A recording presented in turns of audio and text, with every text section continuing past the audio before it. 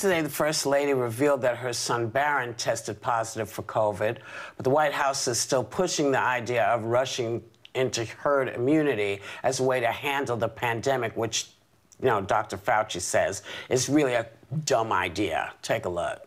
Let's talk about herd immunity. If you talk to anybody who has any experience in epidemiology and infectious diseases, they will tell you that that is risky, and you'll wind up with many more infections of vulnerable people, which will lead to hospitalizations and deaths. So I think that we just got to look that square in the eye and say it's nonsense. Yeah, I mean, and also you'd have to have immunization in order to spread herd immunity. It doesn't make any sense. The whole thing about herd immunity makes no sense to me. But what do you guys make of these dueling narratives that we're now suddenly being privy to? Sonny, what's your thoughts? Well, I'm really disappointed in the White House and President Trump now saying that because Barron Trump got infected with the virus and he was asymptomatic and he was fine, using that argument to support reopening schools. Because what we do know now about young people is that they can be super spreaders, and that while some of them are asymptomatic, some of them do exhibit symptoms and in fact die from it. And the other thing is, while they may be asymptomatic, they come home to multi-generational households, and then they infect their parents and perhaps their grandparents.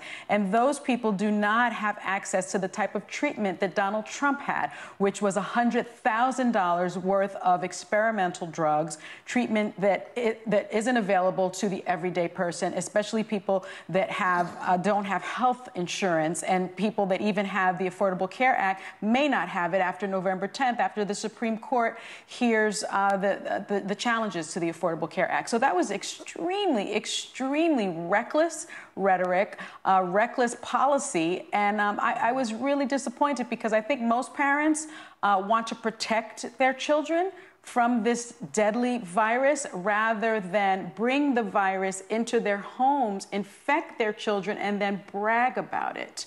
So that was probably, I think, one of the most disappointing things I've heard from the White House. Right. You know, and if the child is asymptomatic, you don't want to send them to the school. It just doesn't make sense to me. I get they want to open the school. I get all of that. But, you know, if the kid is asymptomatic, you don't want to send him to the school. It just doesn't make sense. What do you think, Sarah? Well, we're, of course, all happy that Barron is okay. You never want anyone to contract this disease. But like Sonny said, this is a dangerous example to use for two reasons. One, it is more about what that child or who that child exposes to this disease and passes it to. It doesn't stop there. It's a ripple effect that you never know how far it will go.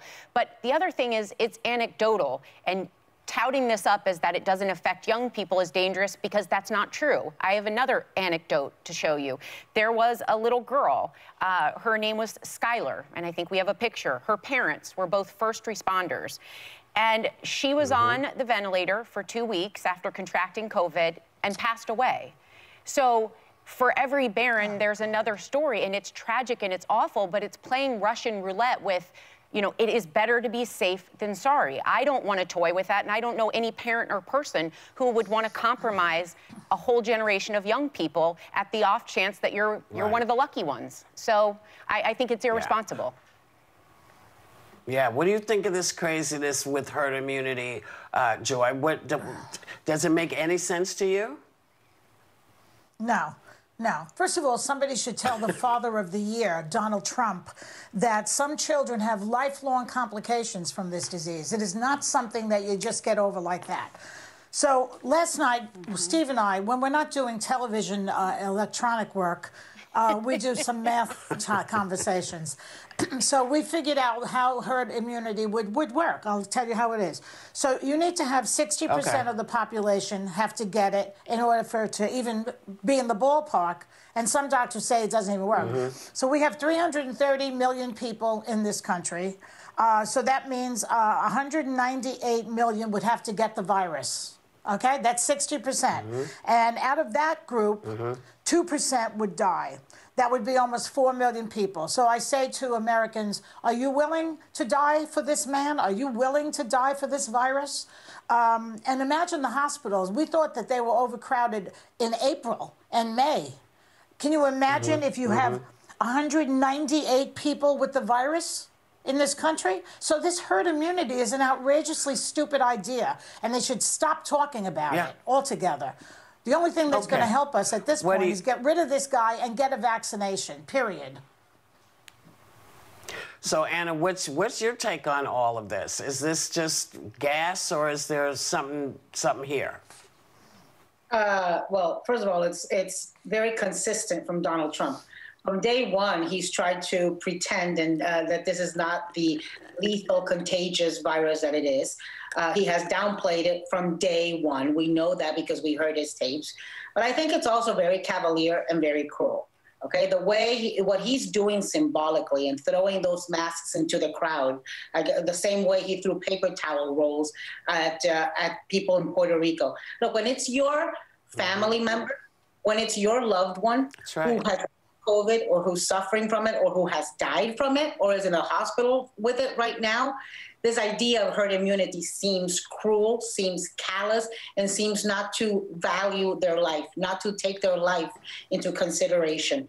And so herd immunity might sound good on paper until you realize that they're treating your family and your loved ones like cattle, like a herd of cattle. And we're talking about human beings, with mothers and fathers, with children, with wives, with loved ones. And these are Americans who deserve far better from the United States president. Yeah, it doesn't look good anywhere. And you know what? The more he talks, the less I think he had it. Personally, that's just me. That's just me. Me too.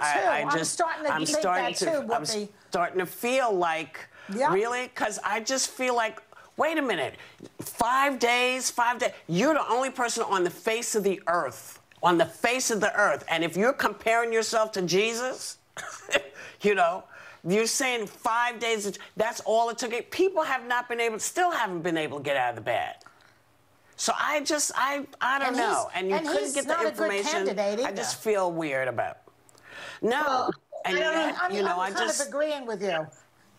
I don't understand the lack of transparency. They don't have access to the same drugs. Well, that's true. Well, but it's not about the drugs. He's a liar. Why would you believe anything he says? Anything.